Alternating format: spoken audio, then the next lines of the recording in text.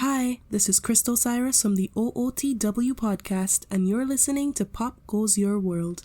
If you haven't already, subscribe on iTunes. And while you're there, please leave us a rating and review. And now it's time for our feature presentation. I'm Chris McBrien, and the pop culture from Generation X is everything to me. And I'm Derek Myers, and I'm here to educate Chris on the great pop culture of today's generation. Episode 264, Sequels We Wish They'd Make.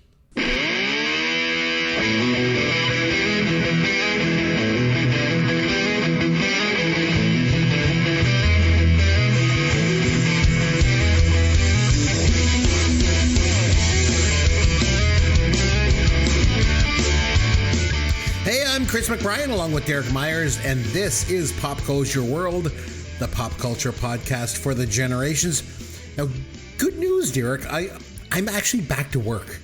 Not that I'm crazy or anything, but I really do love my job. But not only that, it means that once I get back to work, we're back on a regular schedule around here. You know, we just want to keep putting out a new show every week. That's our goal. I know it's really hard for us to do that in the summer, but now that we're back to our normal routine, it should be good to go.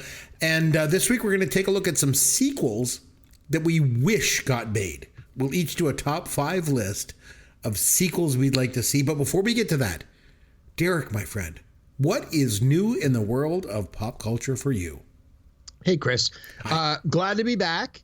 And I want to say the fact that you're back to work doesn't mean we're all back to work, because I'm actually on vacation this week. Nice. But I'm not a teacher, so I don't get the whole summer off. So all good. We are where we are. So it's great to be back. Because the summer has happened, I think we both had a lot of downtime, and I think we both had opportunities to take in various forms of pop culture. Myself, I have a very long list, which I'm going to try to narrow down to just 5 picks this week so that I can talk about them. Unfortunately, no documentaries, but all very strong picks. Everything I'm going to talk about today, I loved. Some more than others. Okay. All right. So, and they're all relatively new. Of course, the first one, that's your job. First one's from this year, 2023. Mm-hmm. Stars Nicolas Cage and Nicholas Hoult. And it's a vampire movie called Renfield, where Nicholas Hoult is like familiar to Nicolas Cage, who is Dracula. And it was actually way better than it had any right to be. It was a lot of fun. It's Nicolas Cage being Nicolas Cage as a vampire, which honestly, I always thought he kind of looked like a vampire in real life anyway. And it was a lot of fun. I really liked it. Awkwafina has a pretty big role in it as well as the female lead. And it's available, I want to say, on Amazon. It dropped in the last week or two. Again, it didn't do great in the box office. It didn't score amazing reviews on IMDb or anything, but it was a lot of fun. It was 90 minutes. It's one of those sort of guilty pleasure movies where I think down the road I'm going to watch it again and be like, I like this more than I should. But no, I really enjoyed it. So Renfield on Amazon. You're looking for something just fun for 90 minutes, you're a Nicolas Cage fan, take a look. Right. Then I went back to 2003 and I watched the Oscar-winning movie Mystic River, starring Sean Penn and what's his name? Tim Robbins, both of whom won Academy Awards for this movie, directed by Clint Eastwood. So a little background on Mystic River. Came out in 2003. My brother and I went and saw this in the theater the weekend it came out, and the last 10 minutes of the movie, when we saw it in the theater, the audio broke down. So we got to see the last 10 minutes, but we didn't get to hear the last 10 minutes. And the movie runs almost 2 hours, almost 2.5 hours. So we watched. I mean, you sort of get what's going on. You don't need to hear the dialogue. You get a sense of how it ends. But we sort of looked at each other and we're like, do we feel we need to pay another $10 to go see this again to get those last 10 minutes? He's like, no, I got it. We're good. I'm like, maybe we'll go rent it when it comes out on video. Yeah, we never did. So 20 years later, I watched Mystic River this week. Finally got to understand the dialogue at the end of the movie. Now, the movie was critically acclaimed for a reason. The performances are amazing. Clint Eastwood does a great job of directing. This movie has a huge cast of who's who Kevin Bacon's in it. Lauren Fishburne's in it. Marcia Gay Harden, Academy Award winner Marcia Gay Harden is in it. Laura Linney's in it. And a lot of people that you're sort of like, oh, I totally recognize that dude. There's a ton of those people in this. It was really good. I mean, the subject matter is kind of tough because it starts with a guy getting abducted, and clearly they don't go into the specifics, but he clearly gets abducted and molested and then escapes. And then it's like, what happens to these guys in their adult life? It was good. I really enjoyed the movie. It's I felt it held up really well. It's a slice of life. It takes place in Boston. The performances, like I said, outstandingly good. So Mystic River 2003, if you haven't seen it in a while and it happens to be on cable, worth another watch. Then I watched one from 2009 that I'd never seen before. It's a movie called State of Play. It's I'll just read you the IMDb description here. It says, when a congressional aide is killed, a Washington, D.C. journalist starts investigating the case involving the representative and his old college, who happens to be his old college friend. It stars Russell Crowe, Ben Affleck, Rachel McAdams, Helen Mirren, Jason Bateman, Robin Wright, Jeff Daniels. Like, this movie's cast is outstanding. And I was like, how have I never seen this before? It runs a little over 2 hours. If you're into this kind of like political thriller combined with a murder and the journalists sort of investigating, it was really, really good. 2 huge thumbs up from me. If you have a chance to watch State of Play, excellent movie. And then I watched 2 brand new movies. The first one, it's not a documentary, but it's sort of like a documentary, and it's on Amazon. It's called Pinball: The Man Who Saved the Game. And so Chris, you know me, I'm a gambler. You are. Did you know that pinball, the literal pinball arcade game, was illegal in most states of America from the 1930s until the 1970s because it was considered a form of gambling? Did you know that? No. They probably still allowed guns, though. No kidding. So the movie takes place in the early 70s, and that's basically the premise. Is this guy who was from from middle America, who loved pinball. He had a pinball machine in the bar where he went to college. He was good at pinball. He moves to New York, and he's like, how come there are no pinball machines here? And then he finds a pinball machine in a porno movie, adult bookstore, theater kind of thing. And he just goes into the lobby and he plays the pinball. He never does any of the porno stuff. And then the porno shop gets busted because they have a pinball machine. They don't get busted for porno. They get busted for pinball. And the guy can't believe the atrocity of like, why would this happen?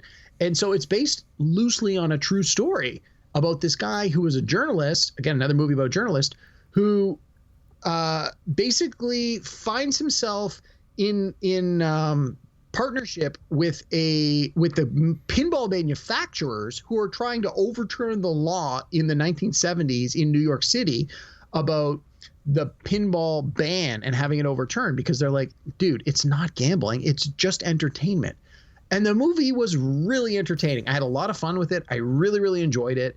I think this one was on Amazon. I've spent a lot of time on Amazon the last couple of weeks. It's not going to win any Oscars, but it was fun. It was a fun movie. I really liked it. And then the last movie, and I can't speak highly enough about this movie. It literally dropped on Amazon this week. It's the Oscar winner from last year, The Whale, starring Brendan Fraser. Interesting. Directed by Darren Aronofsky, and it stars Brendan Fraser, who won an Oscar. It stars Hong Chow, who was nominated for Best Supporting Actress. This movie, outstanding. It's the best movie I've seen in a long time. I mean, Barbie was pretty great, but this movie was pretty great too. You know how sometimes with the Oscars, Chris, they're like, we gave this guy an Oscar because of his body of work. We robbed him 3 years ago, and we're making up for it. Right. And you always sort of feel like, yeah, he didn't really deserve it for that movie. Trust me, there's no makeup going on here. Pardon me. There's no makeup Oscar going on here. There's tons of makeup going on here. Brendan Fraser was outstanding. He was at his absolute best. This movie is fantastic. His performance deserved all the accolades it got. This movie's great. What I didn't realize was it's adapted from a stage play. So it all takes place in Brendan Fraser's apartment, and there's only like 5 characters in the whole thing. But it is great. It runs almost 2 full hours, and by the end, if you have a heart, you'll be crying your eyes out. This movie was great. I can't say enough good things about it. I've been waiting for it to come out on a streaming service because it was released almost a calendar year ago, and I'm kind of surprised it's taken this long to come to home. But I watched it last night, and I can't say enough good things about this. If you haven't seen The Whale, do yourself a favor. Carve out 2 hours and watch it. It was outstanding. So 5 strong movies for me this week. No documentaries this time around, but check out The Whale. Interestingly, last week my wife said to me, she's like, I'm so sick of watching all these old movies that you make me watch all the time. I want to watch something new. So she put on the streamers and she put on The Whale. And I watched it. I watched it last week. So unlike you, I didn't like it so much. So I thought Brendan Fraser's performance was fantastic. I thought he was great in it. But I thought the movie sucked. And I didn't like the secondary characters in it. I thought the daughter and the wife were poorly written. I thought the actresses that played the parts did the best they could with what they had, but I thought their parts were poorly written. I thought the movie overall was poor to me, but I thought his performance was fantastic. Honestly, I do agree with you. Yeah. Sorry to interrupt. I do agree with you a little bit. I felt that the daughter, who people may recognize from Stranger Things, yeah, I recognize her, was not great. I felt she was the weakest link of the movie, partly because of the material she was provided, but partly because, honestly, she's still very young. She's a young performer, and I don't think that she was able to keep up with Brendan Fraser, who has had a long time to master his craft, and like this was clearly the apex of his career. Like this is the best thing he's ever done. And yeah, no, anyway, that's just. And it felt like a typical Aronofsky film. Like if you look back to The Wrestler, you know, when Mickey Rourke goes up on the top rope and jumps off and then it goes white because he's going to die, you know, because of his heart condition. Same thing here, you know, spoiler, sorry. He's going to get up at the end and I think it's pretty obvious that's where it's going. You know, I don't know. It all felt a little bit contrived to me, but that's that. Anyway, so we mentioned summer vacation. And I had a really good summer vacation. So one of the things I did was I actually took my kids to see Dude Perfect in Toronto. Derek, do you know who Dude Perfect is? No, is that a movie? No, so it's these guys that do this YouTube stuff. They do these videos. They do like trick shots, right? They shoot basketballs into nets and they throw these frisbees and golf shots and stuff like that. So it's all pretty friggin' dumb, if you ask me. But these guys get like 25 million views on every video that they make. It's like crazy. Kids today watch absolute crap. Oh, these kids today with their Zima soft drinks and their Pac-Man video games and their Dan Fogelberg records. Anyway, so we're sitting there in the arena and we're watching Dude Perfect do a bunch of dumb stuff. And suddenly I noticed there's a spotlight aimed right at me. And I thought maybe they were about, you know, to introduce, you know, world famous podcaster Chris McBrien. But no, I turn around. One of the Dude Perfect guys is standing beside me. I guess he came into the stands to do a trick shot. And so I high-fived him. Well, let me tell you, the fact that I high-fived a Dude Perfect guy makes me like cool to my kids. All of a sudden, I went from being like the lame dad to being like the coolest guy ever because I high-fived this guy. So, you know. So Chris, let me ask you, have you washed that hand since, or are you like preserving it? Like I've touched the guy. That's it. It's got a plastic bag on it. I'm never washing this hand again. Oh, I'm going to preserve it so much. And then I'll end up just cutting it off because I hate that stuff so much. All right, here we go. Here's your dad joke of the week. So Derek, I figured since we're looking at movie sequels this week, it would only be right for me to do a sequel joke. Okay? Sorry, is this a sequel to a joke you've already told? No, it's just a movie sequel joke. Okay? Okay. So Derek, did you hear about the new sequel to the movie The Exorcist? The Exorcist? No, I have not. In this one, a woman hires the devil to get a priest.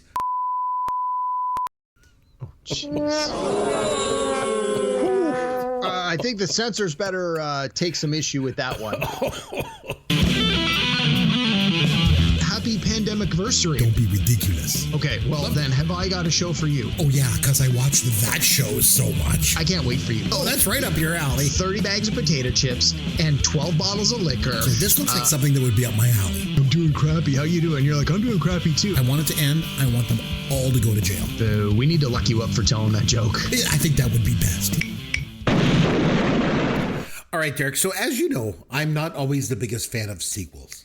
You know, and no with kidding. all this millennial movie nonsense, like I'm not a big fan either of like reboots or reimaginings, and I'm just such a grouchy old man. You know, like, get off my lawn. That's me, right?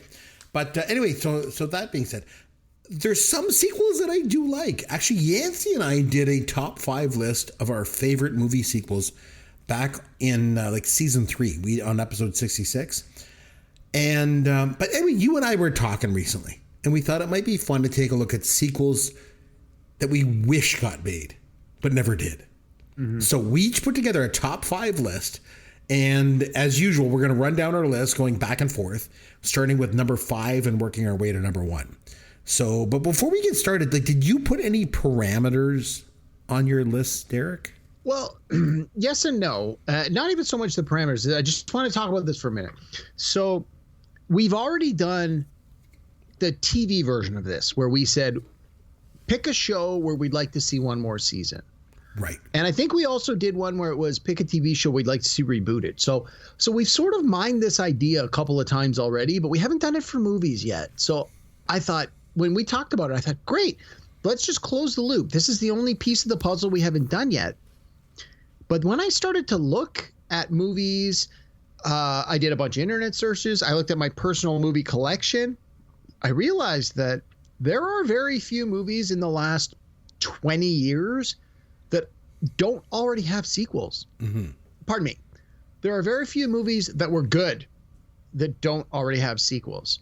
It almost seems, well, not almost, it seems like if the movie was even marginally successful, movie studios have found a way to cash in and turn it into intellectual property, IP, and make a sequel. That's true. I mean, Marvel Cinematic Universe, that's the whole thing with theirs, right? It's all sequels, interconnectivity, and considering they started making money by the boatload, everybody else went, well, we got to do what they're doing. Like they've got the golden ticket to making money. Let's do that. And so I found a lot of the movies where I thought this would be a great movie to have a sequel. It already had a sequel. It either had a sequel, it had a direct-to-video or direct streaming sequel, it had a made-for-TV miniseries sequel, it had a reimagining through a prestige TV.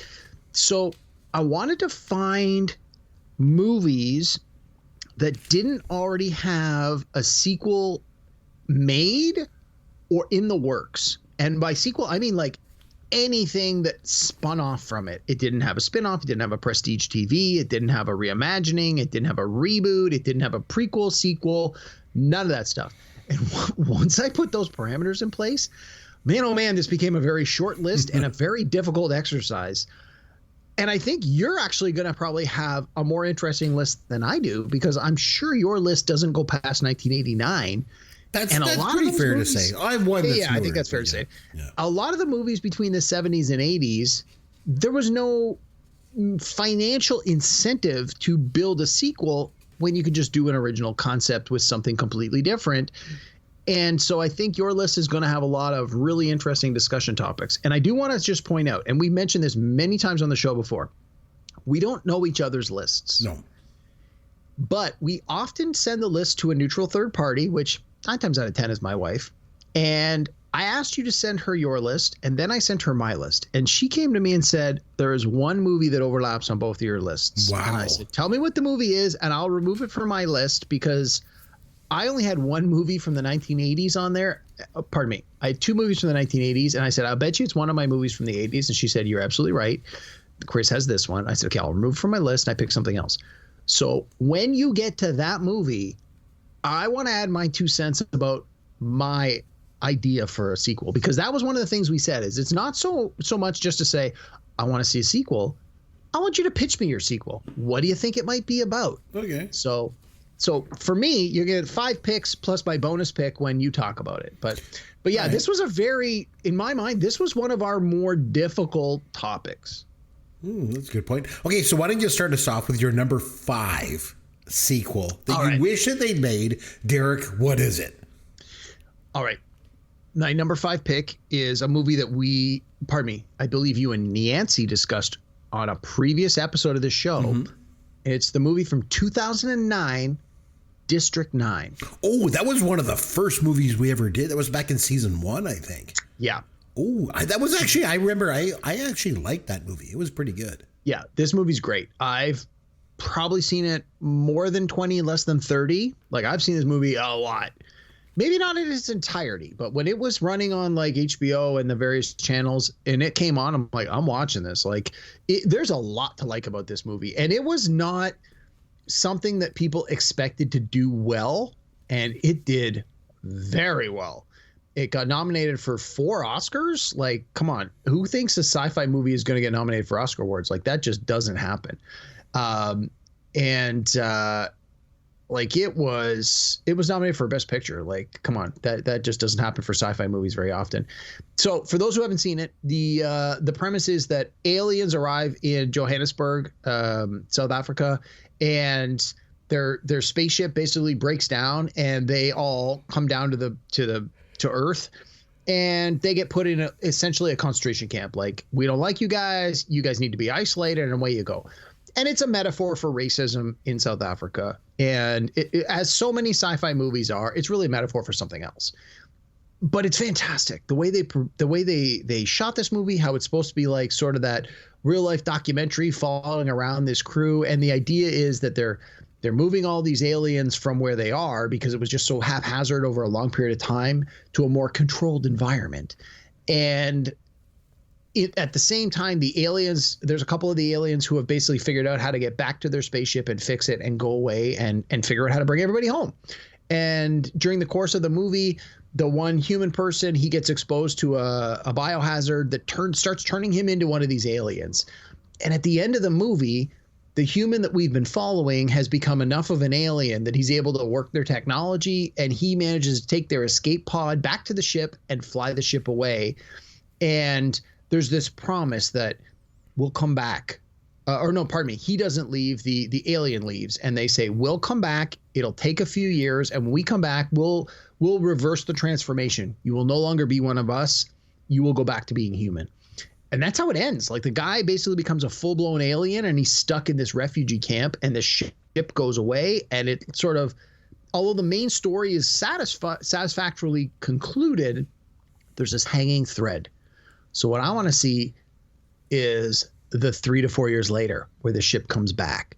How does this work? What happens? What's happened in the time since they left? Because the aliens were going to be moving from District 9 to, I believe it's District 10. So hence you call the sequel District 10. Why would you not? Now, again, a big part of why this movie was successful is the metaphor behind the science fiction of racism. And I think the way this movie works when you make a sequel is you need to lean into that a little bit still. But I think enough time has passed in our real world that does not say racism has gone away, but I think we're starting to see more about the disparity between economics and social classes. You have the super rich and the very poor. And I think that's the key of how you make a sequel to District 9 work. You still have the racism in there, but you make it more about the economic struggle between those who have and those who don't. And of course, you bury that in the metaphor of sci-fi. So my number 5 pick, District 9. Absolutely. Oh, yeah, it's a good pick. Okay, so for my number 5, I was talking with my youngest son. He's 10. And he was asking me, he's like, what are you doing on your next podcast, Daddy? And so I mentioned we're doing these sequels, sequels we wish they would make. And he didn't miss a beat. He's like, School of Rock 2. And so he and I talked our way through it. We were sitting around a campfire at the time. We were up at the trailer. And together, my son and I came up with a plot for the sequel for School of Rock. And he said he's going to email it to Jack Black. So we'll have to see how that goes. But anyway, here's the plot. So the plot is the kids have all grown up and they're in a rock band together. But, in a world of like hip hop and like Taylor Swift, they're having trouble getting gigs. because they play rock music, right? So they find Dewey Finn and they get him to be their band manager. And, he knows that rock is like losing popularity. So instead of doing paid concerts, he gets him to do some like charity gigs, like raising awareness of like social issues.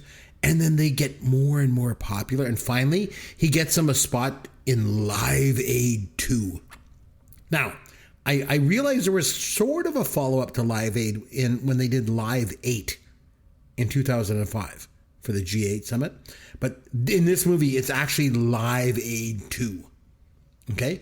And the band plays there, and Dewey Finn joins them on stage for their final number, which is, of course, Teacher's Pet from the original film. So, anyway, this is not only a sequel that my son and I wish got made, we actually went ahead and did the treatment for the film. So I may or may not actually write the full screenplay and send it off to Jack Black, but that's my number 5. So on to your number 4 sequel that you wish got made. Nice. I want to just point out Yep. one of the things with these sequels, and we didn't discuss this, this is probably a question that maybe you and I should answer before we move on. Do you want to see a sequel made within the couple of years of when? So let's say, for argument's sake, the movie came out in 1985. Do you wish there was a sequel made in 1987, or do you want to see a sequel now? I think we should address that movie by movie. I agree. I agree, think so, yeah. The District 9 that I just talked about, I think the sequel I wanted had to happen within the next 3 to 4 years. Yeah. Because that was the parameters set within the context of the movie. But the one I'm about to go to right now, I think, although the movie came out in 1998, I think the sequel needs to be now. So my number 4 pick is The Big Lebowski. Oh, wow. Which is another movie you and I did just this year because it celebrates a milestone anniversary. So in The Big Lebowski, a very small part of the plot is that Julianne Moore's character wants to have a child, and Jeff Bridges ends up being the father of that child, or well, we assume. And that's a very minor part of the plot, but that happens. What I want to see as the sequel to The Big Lebowski is, we'll call it The Little Lebowski, where the dude's child has now become an adult, and his mother has become a little more transparent about who the father really was. And I mean, the child can be male or female depending on what you think is going to work better for the purposes of the plot. But for my examples here, let's just assume it's a male, but it doesn't have to be. So you've got the little Lebowski who now finds out who his father really is and looks him up, finds out about him. Tell me. And then so now we get to see Jeff Bridges as the dude 30 years later. What's happened? And how does this affect the child whose life he has not been a part of and who has grown up under the tutelage of Julianne Moore's character, who seemed pretty eclectic and worldly and wealthy? So how do you have a child who grew up in that context meet the stoner dude father? And how does that affect the perspective? And I think this could make for a lot of interesting comedy, but I think it could also make for a lot of interesting social commentary, which again sort of leans back on what I was just talking about District 9, District 10. So again, maybe not the sequel that you might expect, but I think that if you get the Coen brothers on board again, and you got Jeff Bridges on board again, and you got the same, writing, directing, starring team, this movie might actually have something to say in 2023 that can just build on the things that they were saying in 1998. I think this movie could be great. So I want to see a sequel to The Big Lebowski, and I think you just call it The Little Lebowski, and people go to see it for no other reason than they love the first one. Let's see what the second one's going to do. Nope, that's a good one. I like your title too. Okay, so my number 4, one of the most beloved movies of the 80s, maybe even of all of Gen X, period, is Ferris Bueller's Day Off. Well, I wish they'd make a sequel. Only now, Ferris Bueller is grown up. He's got a family and he's got an important job. He's the CEO of Abe Froman Enterprises. And he's overworked and he needs a break. So you've got Ferris Bueller's Day Off Work. So not only does he take the day off work just to relive his youth for a day, but it allows him, and I guess by proxy, the audience, to be nostalgic for the 80s. And nostalgic for this movie, too. So I think it could be updated for today's audience. I think it'd be a hit. I know Matthew Broderick is like 60 years old now, but he looks like he's still in his 30s. So I think he could pull this off. And Alan Ruck would definitely be back. Mia Sara basically retired from acting about 10 years ago, but it's a perfect opportunity for her to make a big comeback. And she looks amazing too. Like, I mean, she's in her mid-50s. Oh my God, she is dropped. She's always beautiful still. Let me tell you. Even with the short hair, which doesn't do her any favors, she still looks great. I think this could work, Caveman. I really do. So Ferris Bueller's Day Off Work is my number 4. What is your number 3? Okay, hang on. We're going to back up because this was our overlap pick. So let me ask you, your sequel to Ferris Bueller's, does it take place now? Or does it take place maybe in the mid 2000s? Ooh, I don't know. I'd have to piece out the timeline and stuff. But I think it's when he's older and has kids. So maybe. So at least 20 years later, let's say. Yeah, I think so. So it's funny enough. Sometimes where you're with your friends, maybe you have a few drinks, or you're sitting around a campfire, or you're out at a lake, or you're in the bar, or whatever, and you start just trash talking stuff. This is one of the things that has come up so many times with my peer group where they're like, hey, if you were going to do a sequel to Ferris Bueller's Day Off, what do you think it would be about? And that says a lot about my nerdy friends. So we have sort of come up with 2 ideas on how this sequel could work. Okay. So the first one was Ferris Bueller becomes an educator. He becomes a principal or a program coordinator or something of that nature. And then he becomes the person who has to catch the kids that are skipping school. But that sequel, I think, only works if it's done within the next 10 years of the original. Because I think the way that education has changed and the way the school has changed and the online learning, I just think if it takes place past 2000, some of what you're trying to accomplish just doesn't make sense. There's not as much comedy there. Like, people skip school, you're like, who gives a crap? So that was one possibility that we kicked around for a long time. But I think that sort of just retells the story of the original, and you sort of feel cheated by the sequel. So we've been updating it, and we sort of go down your road. And it's like Ferris Bueller now works for some sort of big company. And it's like, is he the CEO, or is he just a mid-level manager of some sort? And I think what it becomes is Ferris Bueller's Day Off Work, just like you had suggested. Yes. But I think it's more, he needs to impart his knowledge on a younger generation of who like, we need to work, we need to get ahead, we need to give this job 90 hours a week. And he's like, whoa. You guys need to understand that unpaid work is not cool. You need to take a day off on the company time. You need to figure out how to do this. And I think the way this works for the way I see it is, he mentors this younger generation of like, here's how you skirt the system. Here's how you get a day off without tipping your hat to the bosses and the CEOs, because they're, these are people that are employed full time. So they need to still collect a paycheck without actually working. And it basically becomes like sort of an anti-work kind of movie where he's like, I'm not saying you don't need to have a job, but you need to chillax a little bit. And he sort of mentors those younger people on, and maybe it's a bunch of people over the course of a few weeks where they come to him and say like, dude, I need a day off. My favorite baseball team's in town. I need to take the afternoon off to go to the game. He's like, here's what you do.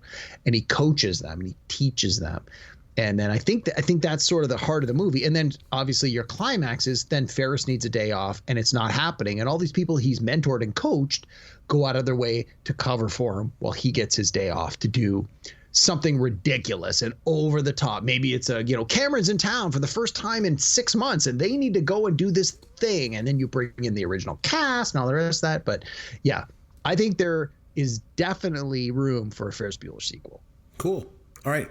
Anyway, so I appreciate it. So what is your number 3? My number 3, yet another movie we've done on this podcast. Oh, cool. 1998, Out of Sight, starring George Clooney and Jennifer Lopez. Now, this is a movie where the sequel needs to happen very close to when this came out. So at the end of this, for people who haven't seen this movie, at the end of this movie, George Clooney gets captured by the marshal, played by Jennifer Lopez, and she has to bring him to prison. And in the very last scene of the movie, he gets put into like a one of those armored cars where you transport prisoners. And Samuel L. Jackson's sitting there. And George Clooney was like, hey, how you doing? And he's like, yeah, I was supposed to leave yesterday or the day before, but the marshal figured that if we both traveled together, this would be a good idea. And George Clooney's like, okay, I sure, why not? And then Samuel L. Jackson's character says something like, I've escaped from prison like a dozen times. And then she goes, Mel, maybe we have something to talk about. And it sort of sets it up that Lopez's character has clearly put George Clooney's character with Samuel L. Jackson so that they will escape, because part of this torrid love affair they've had is perpetuated upon this idea that he's an escaped fugitive and she's a law enforcement officer, and what they're doing is like sort of a taboo with the cop and the criminal. And I think you have this movie come out a couple of years later, and it's basically Clooney and Samuel L. Jackson escape from custody, and then you have the whole out of sight plot happen again, where it's like she's chasing him and he's sort of trying to not get captured, but he is trying to get captured so that they can be together. And then you introduce the Samuel L. Jackson component of it. I think this would be great. Pardon me. I think this would have been great. I think now all of these performers are way too old that you couldn't do a sequel now, because you'd have to set it now given their ages. But had this sequel come out in 2001 or 2002, only a few years after this movie, I think it would have been a hit.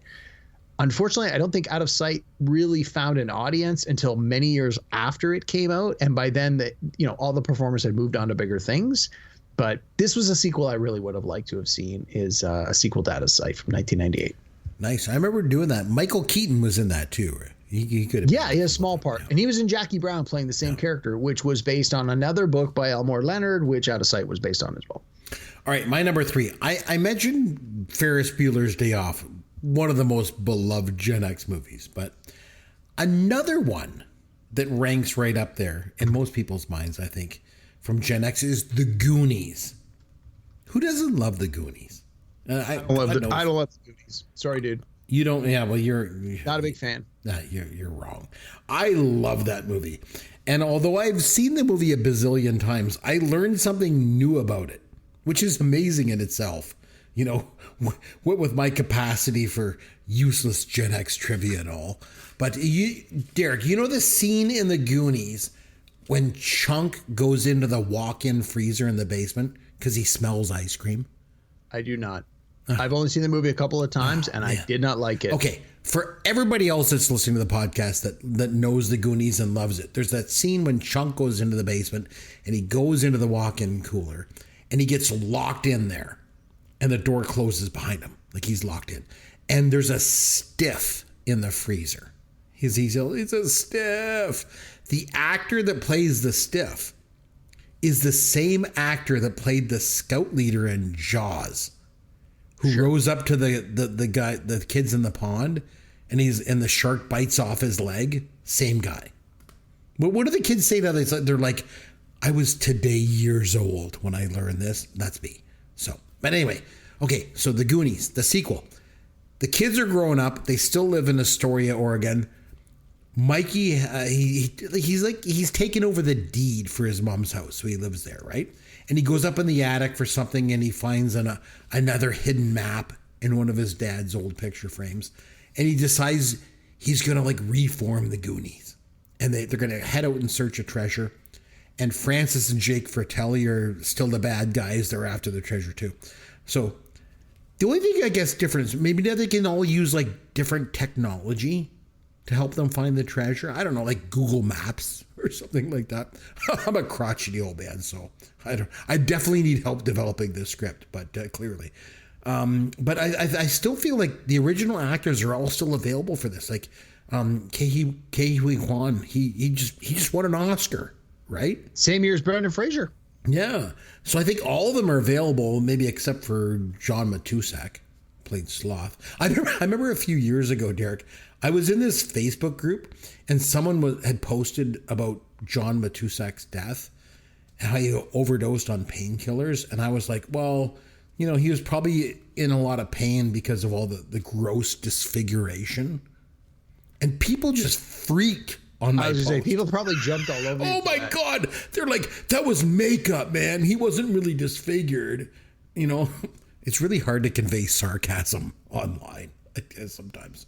But anyway, so I think there's been a lot of talk for years about a possible Goonies sequel, but nothing's come of it yet. But I say, let's get it done. So it's The Goonies is my number 3. What is your number 2? All right. This is my only pick on my list from the 1980s since you took my Ferris Bueller, but cool. I got to take it. I got a bonus pick anyway. I'm going to go with a movie that was literally on TV last night that I watched again. Cool. The Lost Boys from 1987. Ooh, that's a good pick.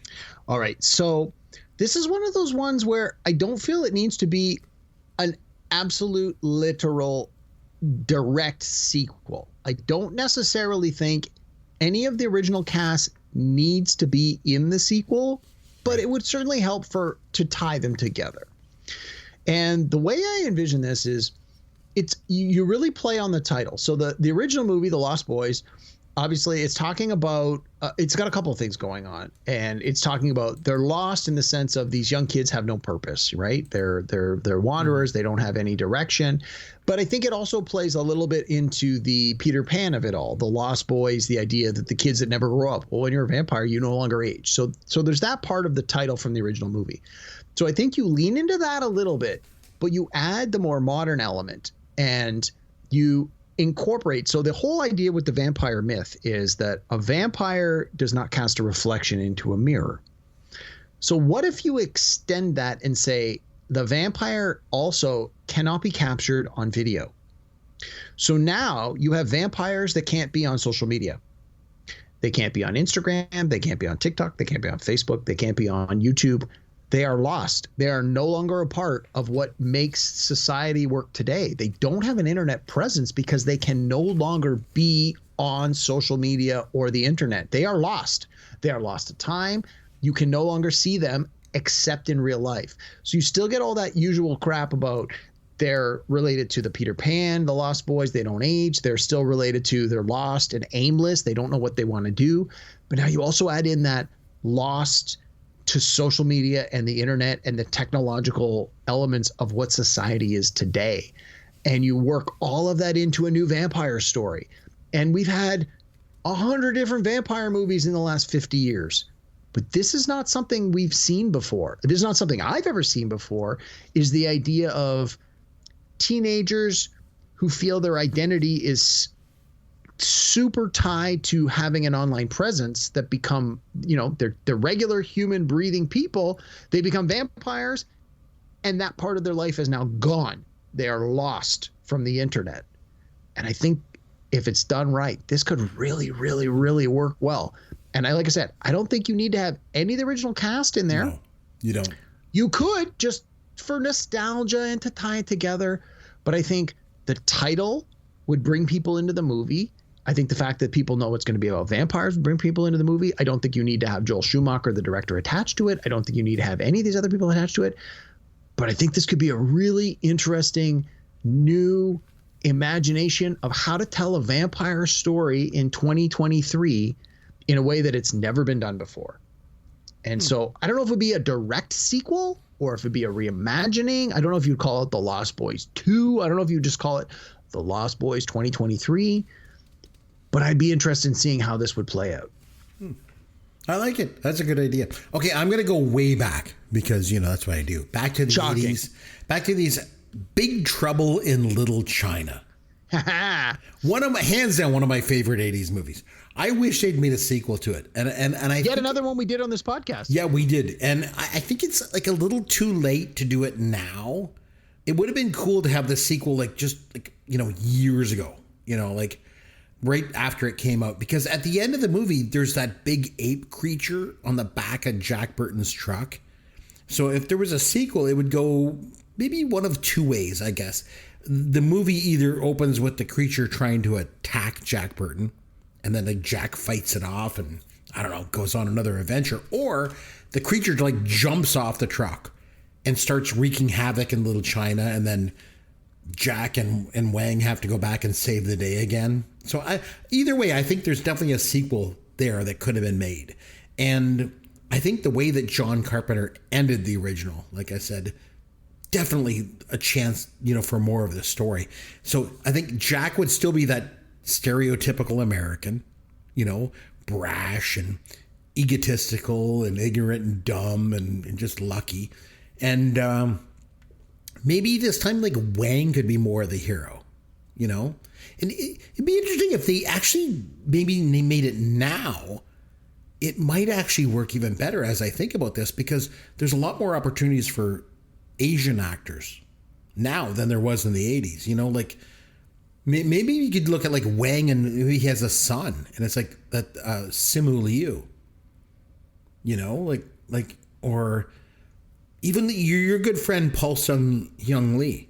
He could be in it. He's Korean, but Simu Liu played his son in Kim's Convenience, and he's Chinese. So maybe that all works. Maybe they could even do it now. I don't know. I originally thought this had to be done back in the 80s, but maybe they could do this now. I don't know. I definitely think it should have had a sequel. It never did, but I don't know. I guess I wish one got made. So that's my number 2. So your number 1 movie. Yeah. That's a good pick. Yeah. So my number 1 movie, yet another one we've done on this podcast. Oh, nice. 4 of my 5 picks were done on this podcast. The Professional, Leon the Professional from 1994. So this was written and directed. I love this movie. Written and directed by Luc Besson, who also did The Fifth Element. The main star, the actual professional. So the professional in the title is an assassin. He's a professional assassin. His name is Leon. He's played by Jean Reno, French actor. It also stars Gary Oldman, Natalie Portman, Danny Aiello. Again, I love this movie, and it's a fan favorite. When I used to work at Blockbuster, like, we could not keep this movie on the shelf. It was rented out nonstop. We did, as I mentioned, we reviewed it on this podcast. It was, I want to say, Natalie Portman's first movie or one of her first movies. She's very, very young in this movie. And spoilers for those who maybe have never seen it, but at the end of the movie, the professional, Leon, is killed. But Natalie Portman's character lives. So she's a 12-year-old girl that he has sort of taken into his custody as she's in danger, and he's started to teach her to be an assassin. And in the end of the movie, she goes to the character played by Danny Aiello, who had been basically the manager for the professional assassin. He had been the one sending him out on hits and collecting all the money. And in the course of the movie, the professional literally, there's a scene where he says to him, if something ever happens to me, I want you to take all the money that I've made doing your assassinations and give it to this little girl. When she shows up in the restaurant and says, like, I'm here because Leon sent me here and I want to work as an assassin, and Danny Aiello dismisses her out of hand, like, get lost. He basically doesn't want to give her the money, doesn't want to acknowledge who she is.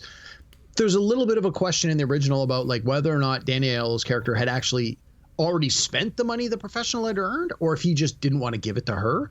Again, it's ambiguous. So I see this movie being a sequel that take place now, like 30 years later. Natalie Portman's character has grown up. Whether or not she has continued to work as has found work and continued to work as an assassin, let's assume she's at least still capable. But I see this movie working where she has, behind the scenes, been trying to learn more about Danny Aiello's character and his finances. And you find out, like, he's maybe like this crime boss, or maybe he becomes this crime boss through the 90s and 2000s. I'm thinking, like, to parallel real life, because I know she went to Harvard. You have Matilda's character maybe grows up to be a lawyer or an investigator of some sort, and in her spare time, she's been following along with what's going on with Danny Aiello's character. And she's always wanted this revenge, but never been able to figure it out. And then you have it like she decides she wants to have a real life. Maybe she meets someone, she's like falling in love, I want to have a family, but she knows until this revenge happens, she can never move on with her life. And then you have this story where she maybe physically assassinates people as the professional, part 2. But maybe if she's a lawyer or a litigator, she also attacks them through their business interests and takes their money. And it's like this complete assassination of the character, the finances, and the literal life of these people. I think there's been a lot of internet discussion about, like, what could a sequel of The Professional look like? And I mean, Natalie Portman won an Oscar. Like, she's a box office drive. Yep. She decides she ever wanted to do this, people would go see it. And I think this has become a fan favorite over the years. Danny Aiello's still alive. Have him come back into it. He doesn't have to have a big part.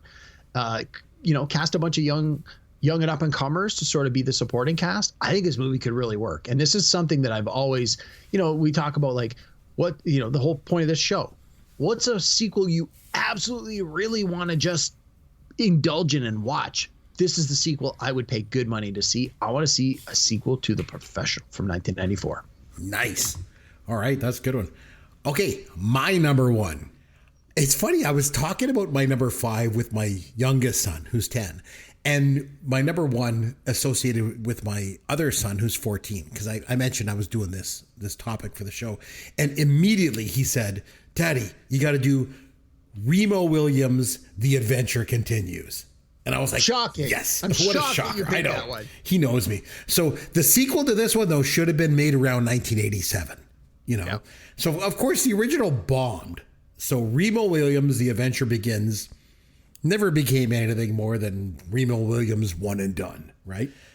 I love this movie, no secret there. I've mentioned it numerous times here on the podcast. So, Derek, you and I reviewed this movie back on episode 147, back in our 5th season. Wow. So you recall how much I liked this movie. I do. I enjoyed it. I mean, you liked it, but I don't think you really shared my enthusiasm for the film. So it's funny, though. You know how you do the little drops where you do all the snippets of our previous shows? So I've been listening to our older shows, and I listened to one just this week where the little drop was snippets of us talking about Remo Williams. And I think in it, you have me quoted as something like, this movie's everything a 12-year-old boy would want in a movie. And I was like, and it made me laugh. Yeah. So the fact that you picked it as your sequel, I'm like, of course you picked it as your sequel. I think it should have got a sequel. If for no other reason than the title is Remo Williams, The Adventure Begins. So it did not do well at the box office back in 1985. It finished in 62nd place that year at the domestic U.S. box office. It only took in $14 million, had a budget of $40 million. Oof. So that's why there were no sequels. Yeah, it lost like 65% of its cost. But the thing is, it did get a cult following on VHS. So for that reason alone, I think it should have got a sequel. It should have been viable. But I love this movie. I will always love this movie. And damn it, I want a sequel. So Remo Williams, The Adventure Continues, I think should have been great. I mean, it can't be done now. This is, again, something that had to be done back then. I mean, Fred Ward's dead. They couldn't have done this. But back then, I would have loved to have seen it. But anyway, so that's our top 5 sequels that we wish that they would have made. And I think now it's time to have some fun with Caveman. Derek, I have a question for you. What do you think of when I say subtitles in porn movies? Films? Yeah. Because subtitles usually refer to the on-screen text, right? Usually when the actors are speaking a language other than English or, whatever. So, But the thing is, subtitles can also refer to the second half of a movie title. Oh, that's fair. Okay, like Remo Williams, subtitle, The Adventure Begins. The Adventure Begins. Exactly. All right. Okay. So here's how our trivia works tonight. Here's how our Fun with Caveman segment works. I'm going to give you the year and the subtitle. You name the sequel. It's easier than you think. It sounds like complicated, but it's actually easy. So I'm going to start you with a super easy one, okay? The year is 1984, and the subtitle is Electric Boogaloo. Oh, that's Breaking 2. See? Super easy, okay? 1997, Cruise Control. That would be Speed 2. 1998, Back to the Minors. Ooh. I know this. Was that Major League? Was it part 2 or part 3? Part 3, Major League 3. Yes, it was just called Major League Back to the Minors, but it was Major League 3. Scott Bakula. Yeah. All right, 1993, Part 2. Oh, that was one of those spoof movies. It was either Naked Gun or Hot Shots. I think it was Hot Shots. Yes. Okay, 1995, When Nature Calls. That was it's that stupid Jim Carrey one. What was it called? It was Ace Ventura. Okay, 2009, The Squeakquel. That was Alvin and the Chipmunks. Yeah, see, you're doing so well. This is great. Okay, 1982, the subtitle was just The Sequel. Sorry, what was the year again? 92? 1982. The Sequel. 82? Yep, 82. The Sequel. I should know this. The sequel. Airplane. Yes, Airplane 2, the sequel. Yes. All right, 1991, The Smell of Fear. Oh. Sorry, what was the year again? 1991. 91. The Smell of Fear. I know it, but I can't think of it. I don't know. It's Naked Gun, 2.5, The Smell of Fear. Oh, there's the Naked Gun. I just said that a minute ago. All right, 1993, Back in the Habit. Wow. That doesn't sound familiar. I have no idea. Sister Act 2. Sure. Back in the Habit. Okay, 1988, On the Rocks. On the Rocks. What sequel is On the Rocks? Oh, is it that stupid Dudley Moore one? Arthur 2? The first movie was fantastic. It was not fantastic. It was fantastic. It was the sequel was awful. Okay, 1998, Golden Receiver. Was that one of the ones where the dog played sports? It was Golden. Oh, it was like Golden Buddy or something. It was Air Bud. Ooh. Yes. We'll reverse that. It was Air Bud, Golden Receiver. Okay. There it is. 2010, Money Never Sleeps. Wow. What subtitle was Money Never Sleeps? Sequel. Oh, was that Greed is Good? What was that one called? That was that Wall Street? Yes. All right, two more. 2012. The subtitle was 3DD or 3DD. Showgirls. No, it was Piranha. Piranha 3DD. It was in 3D, but of course they were like exploiting, big boobs. Showgirls 3DD. I'd watch. Yeah, exactly. Just saying. Just throwing that out there. And the last one, 1987, the subtitle was simply 2, but it's TOO. Oh, like also? Like Yes. Teen Wolf also? As you know, around here, we always like to say Teen Wolf also. So There you go. So you did really good. You only I did got really one good wrong. on those. You did way awesome. better than See? I expected. I know. See, it sounds like when you hear it on paper, it sounds like it's hard, but it's actually kind of easy, kind of fun to do. I still think Showgirls 3DD should be a thing. So people out there who have money and making movies, just throwing that out there. I'd pay money to see that. Yeah, I guess the girl from Saved by the Bell just didn't have the 3DDs, so it didn't work. Okay, so next time, Derek, well, what do you think we do? Should we do a movie celebrating a milestone anniversary? Do you have anything lined up? Like, what do you want to do? Yeah, I think it's time to go back to the anniversary movies, and I think a movie that is celebrating an anniversary, celebrating anniversary this year is the Harrison Ford film The Fugitive, which came out in 1993. Ooh, 30 years. Yeah. 30 years. Nice. I think most of our listeners have probably seen this movie already. I'd kind of be shocked if they haven't. It was a big movie in 93. It has had a tremendous life on cable. It is on all the time. Ford has never been better. Tommy Lee Jones won an Oscar for this film.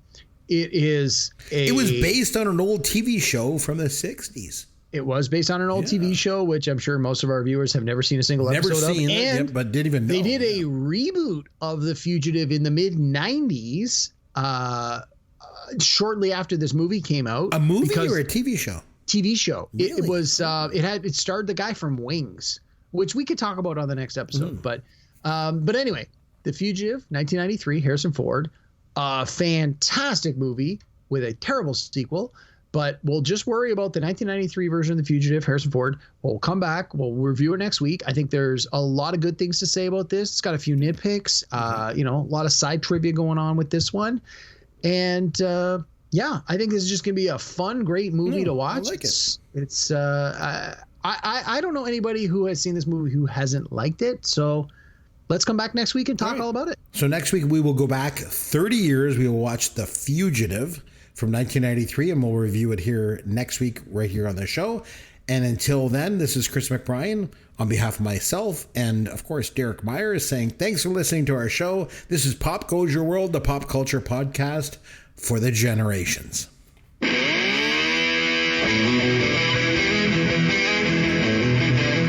Thanks for listening to Pop Goes Your World. You can contact Chris and Derek at popgoesyourworld.com. Please take a minute and review the podcast on iTunes or wherever you download and listen to the show.